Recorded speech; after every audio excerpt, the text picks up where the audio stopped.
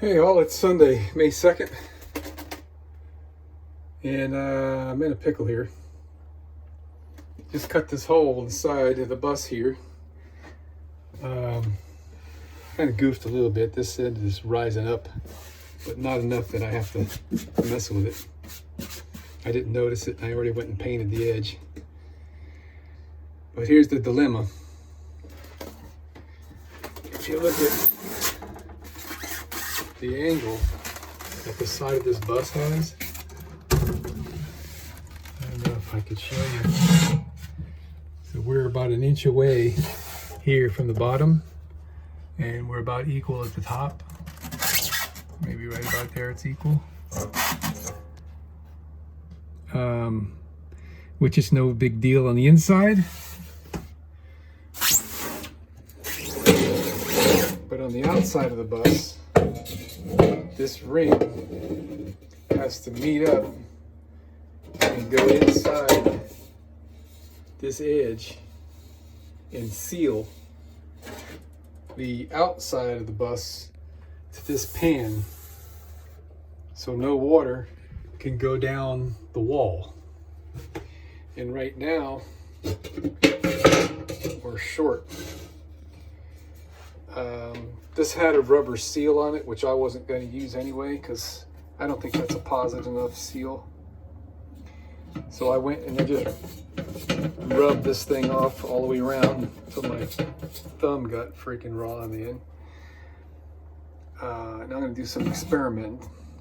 So this is also the seal, like I just mentioned, but it also holds the cover, which is this guy.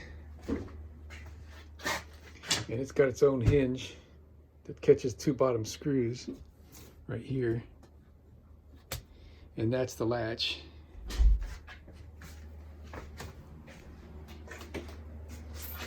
So the hinge catches these two screws, and this is the latch. So these two things are not needed. Right now, when I put this thing in there, I can show you this way.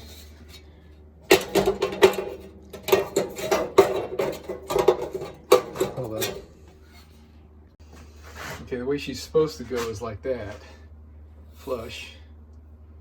And that seal, it's like foam tape, is supposed to seal this piece to that piece. So I was gonna put Gorilla Construction adhesive and just glue this thing to seal it, but it's out like that far. So, you know, I think I can get it. It was just enough that those little things there were an opening. So you know what I think I'm gonna do? I'm gonna take these things, I'm gonna bend them back, and I'm gonna solder them. If I can solder them, I may need to take a piece of like brass shim stock or something to support it.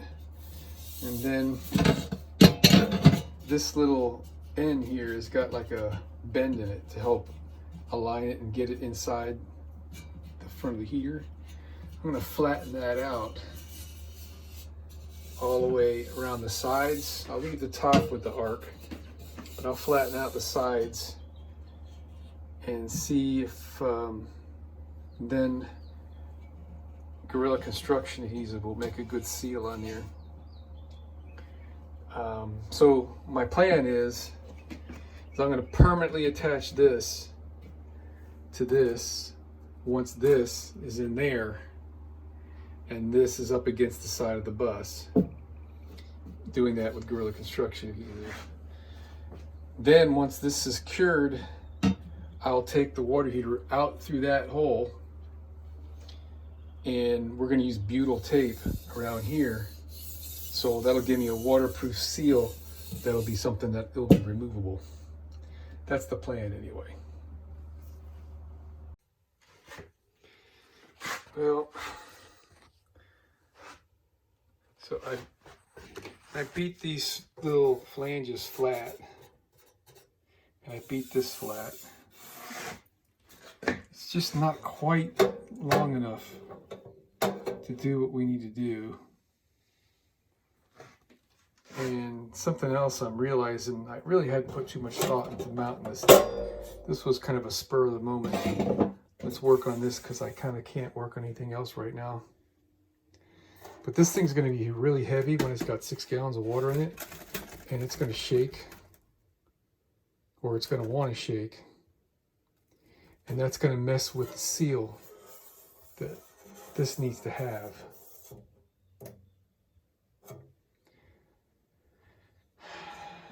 I'm afraid this needs to be structural. The joint between this and this. Because this is pretty strong. I'm thinking I might solder this on there once I figure out what the angle is it has to go at. And then once this is in place, I need something to really hold it from shaking.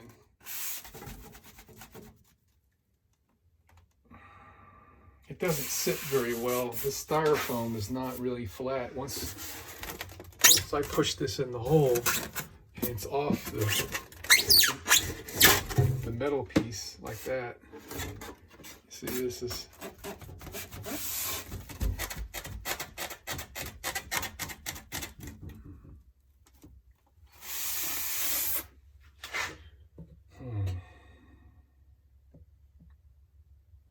I have an idea. I could lay wax paper down on this surface and then spray foam the whole underneath side of this to fill in all the gaps, and then it'll make a nice solid base. That's one thing. I got a lot more figuring to do to make sure that I get a nice mount here. I originally thought that I was just going to build a wooden box to go around it, and I probably still will, but the problem is I've got to access this gas pipe to connect it to here, and I've got to access the electric. This is just going to get a strain relief and a cord to plug into that. That's all it's going to have. I don't even think I'll put a switch on it, because I could just switch this electric heater on and off with the circuit breaker down there. We'll see. Not really sure. I mean, it would be nice to have a switch here. There's a switch on the outside to turn off the heating element. So maybe I'll just use that. And this gets a igniter, kind of a control module deal. So that's got to go somewhere. At least they give you long enough wires that, yeah, it's going to take a while.